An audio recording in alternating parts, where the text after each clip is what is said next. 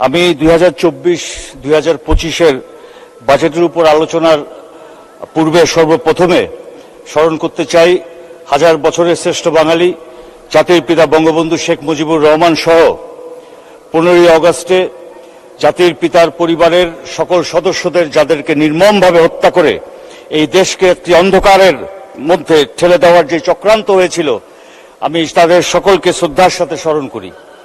আমি স্মরণ করি জাতীয় চার নেতা এবং সকল মুক্তিযোদ্ধাদের, যাদের আত্মত্যাগের বিনিময়ে বাংলাদেশকে আমরা স্বাধীন দেশ পেয়েছি। মাননীয় স্পিকার, আজকে সর্বপ্রথমে আমি বলতে চাই, জাতির পিতা বঙ্গবন্ধু শেখ মুজিবুর রহমান স্বপ্ন দেখেছিলেন বিশ্বের মানচিত্রে বাংলাদেশ নামক একটি স্বাধীন বাংলাদেশকে উনি মানচিত্রে দেখবেন। এটাই ছিল আমাদের জাতির পিতার স্বপ্ন। 1949 সালে তিলে তিলে গড়া এই বাংলাদেশ আওয়ামী লীগ মুক্তিযোদ্ধায় নেতৃত্ব দিয়েছে যেই দল, সেই দলের নাম হলো বাংলাদেশ আওয়ামী লীগ। সেই দল আজকে তিলে তিলে 1949 সাল থেকে 71 পর্যন্ত বহু ষড়যন্ত্র, বহু আন্দোলন করে আমাদের আজকে এই বাংলাদেশ উপহার দিয়েছেন। যে বাংলাদেশের মাথা উঁচু করে আমরা গর্বের সাথে বলতে পারি আজকে আমরা বাংলাদেশের নাগরিক। যেই বাংলাদেশ এক সময় তলাবিহীন একটি দেশ হিসেবে সারা বিশ্বের সামনে উপস্থাপন করা হয়েছিল, আজকে আত্মনির্ভরশীল একটি বাংলাদেশ, মধ্যম আয়ের দেশ একটি বাংলাদেশ হিসেবে আমরা মাথা উঁচু করে আমরা সারা বিশ্বের সামনে আমরা গর্ব করে বলতে পারি এটি হলো জননেত্রী শেখ হাসিনার বাংলাদেশ। যেই বাংলাদেশকে আজকে সারা বিশ্বের সামনে জননেত্রী শেখ হাসিনার পরিশ্রম করে, কষ্ট করে, সমস্ত আরাম আয়েশ ত্যাগ করে স্মার্ট বাংলাদেশে রূপান্তরিত করার জন্য উনি ত্যাগ স্বীকার করে যাচ্ছেন। সেই বাংলাদেশের নাগরিক হয়ে আমি গর্ববোধ করে আমি বলতে পারি আজকে আমি সেই মহান সংসদের আজকে সংসদ সদস্য। আমি আজকে এই বাজেটের উপরে যেহেতু আলোচনা, আমি আমার বাজেটের আলোচনার সর্বপ্রথমে আমি স্মরণ করি আমার নির্বাচনী এলাকার সোনারগাঁর সকল ভোটারদের, যারা বিশ্বাস রেখে আমাকে ভোট দিয়ে এই মহান পবিত্র জায়গায় পাঠিয়েছেন। আমি শ্রদ্ধার সাথে স্মরণ করি আমার দাদা মরহুম সাজেদ আলী, যিনি বঙ্গবন্ধুর সাথে উনি এমসিএ নির্বাচিত ছিলেন। আমি স্মরণ করি আমার পরিবারের সকল মুরব্বীদের, যারা ইতিপূর্বে সংসদ সদস্য হয়েছেন, যারা নেতৃত্ব দিয়েছেন, আওয়ামী লীগের নেতৃত্ব দিয়েছেন, যারা চেয়ারম্যান, উপজেলা চেয়ারম্যান নির্বাচিত হয়ে সোনারগাঁকে নেতৃত্ব দিয়েছেন অতীতে। বিশেষভাবে আমি স্মরণ করি আমার পিতা মরহুম আবুল আসলার সাহেবকে, যিনি হয়তোবা সংসদ সদস্য নির্বাচিত হতে পারেননি, কিন্তু ওনার ত্যাগের বিনিময়ে, ওনার আত্মত্যাগের বিনিময়ে আজকে সোনারগাঁ আওয়ামী লীগ ঐক্যবদ্ধ আছে, যার ফলশ্রুতিতে আজকে জননেত্রী শেখ হাসিনা আবুল আসলার সাহেবের সন্তান হিসেবে আজকে সারা বিশ্বের সামনে, সারা বাংলাদেশের সামনে আমাকে একটি স্থান করে দিয়েছেন। 316 কোটি 20 কোটি মানুষের মধ্যে 300 জনের মধ্যে একজন হলাম আমি। আমার চাওয়া পাওয়ার আর কিছু নেই। এখন শুধু একটা জিনিস আমি চাই মাননীয় স্পিকার আপনার মাধ্যমে, যে আমার সোনারগাঁবাসী যারা বিশ্বাস করে ভোট দিয়ে আওয়ামী লীগের একজন প্রার্থী হিসেবে নৌকার প্রার্থীকে ভোট দিয়েছেন, তাদের সমস্ত চাওয়া পাওয়াকে বাস্তবায়ন করার জন্য এই মহান সংসদে আমি উপস্থিত হয়েছি। আজকে মাননীয় স্পিকার, সুখী, সমৃদ্ধ, উন্নত ও স্মার্ট বাংলাদেশ বিনির্মাণের অঙ্গীকার নিয়ে এবারের প্রস্তাবিত বাজেট সরকার ও জনসাধারণ স্বপ্ন দেখছে ভিন্ন একটি বাংলাদেশের, অপেক্ষা করছে নতুন একটি অর্থনীতির।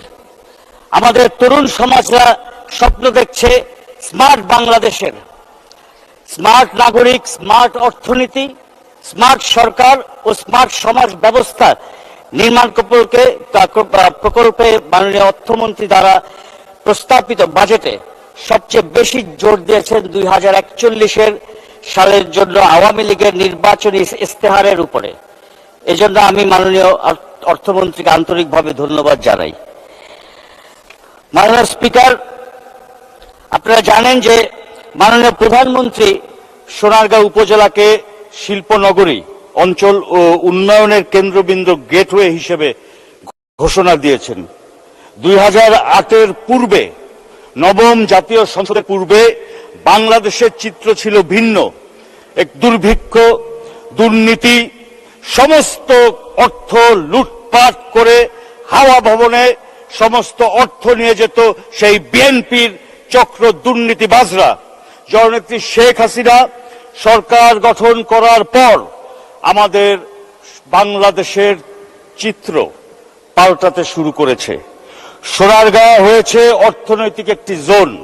সোনারগাঁ রূপান্তরিত হয়েছে পাওয়ার হাবে, যেখানে ইতিমধ্যেই 4টি বড় বড় বিদ্যুৎ উৎপাদন কেন্দ্র প্রতিষ্ঠিত হয়েছে।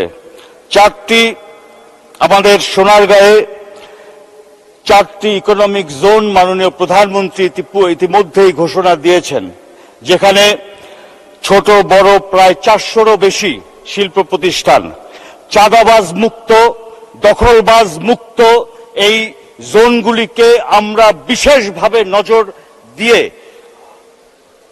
যারা এখানে উদ্যোক্তা তাদেরকে সেই পরিবেশ সৃষ্টি করে দেওয়ার অঙ্গীকারবদ্ধ হয়ে আমরা আওয়ামী লীগের নেতা কর্মীরা সকলে তাদের পাশে ছায়ার মতো থেকে তাদেরকে আমরা সেই সহযোগিতা করে যাচ্ছি।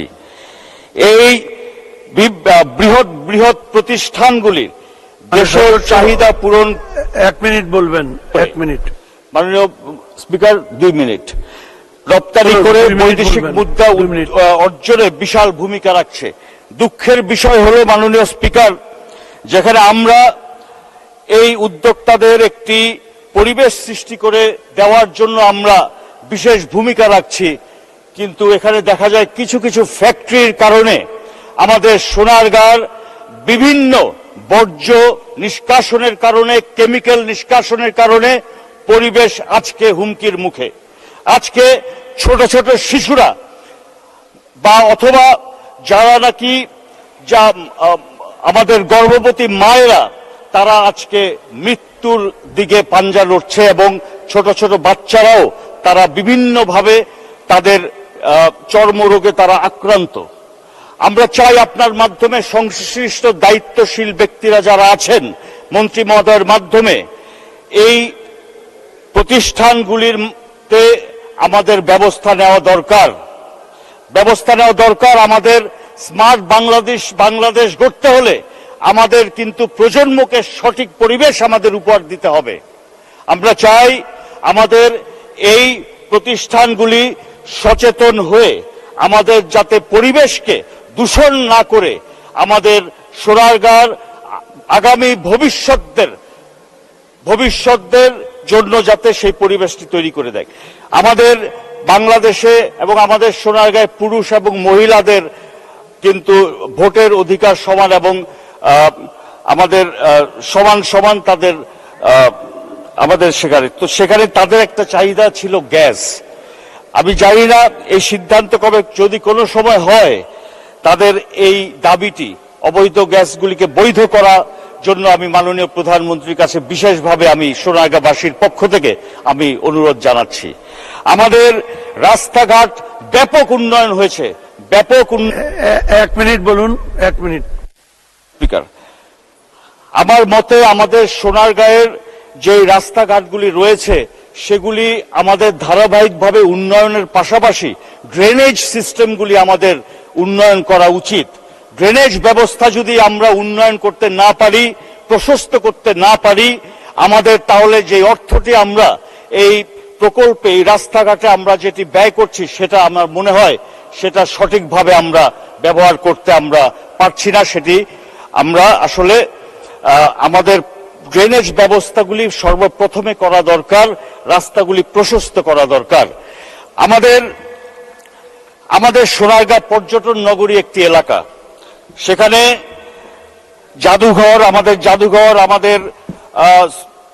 শ্রী শ্রী লোকনাথ ব্রহ্মচারী আশ্রম আমাদের ঈদের পরের দিন আমাদের মাননীয় স্বাস্থ্যমন্ত্রী সোনারগাঁয়ে গিয়েছিলেন। আপনারা জানেন মাননীয় স্পিকার, সময় শেষ করুন, 1 মিনিট। মাননীয় স্পিকার 1 মিনিট। আশ্রমে হাজার হাজার কিংবা লক্ষ লক্ষ লক্ষ লক্ষ দর্শনার্থীরা সেখানে উপস্থিত হন। আমরা দাবি করেছিলাম মাননীয় স্বাস্থ্যমন্ত্রীর কাছে যে আমাদের সেই বারোদির আশ্রমের পাশে একটি সাবসেন্টার, স্বাস্থ্য সাবসেন্টার একটি রয়েছে, সেটিকে যদি আমরা 20 শয্যা একটি ছোট একটি স্বাস্থ্য কমপ্লেক্স করে দিতে পারি, কারণ দেশি বিদেশি এত দর্শনার্থীরা সেখানে উপস্থিত হয়, যদি কোনো সময় তারা অসুস্থ হয় বা কোনো দুর্ঘটনা ঘটে, তাদেরকে উপজেলায় সেখান থেকে অন্য অন্য চিকিৎসার জন্য নিয়ে যেতে যেতে তাদের অনেক বড় ক্ষয়ক্ষতি হতে পারে। সেটা মাননীয় স্বাস্থ্যমন্ত্রী আশ্বাস দিয়েছেন, সেটা যুগ উপযোগী একটি চাহিদা আমাদের বারোদি ইউনিয়ন থেকে এসেছে। আমাদের হিন্দু সম্প্রদায়ের সকলে সেখানে উপস্থিত ছিলেন। আমি আমার বক্তব্যের শেষে আপনাকে অসংখ্য ধন্যবাদ।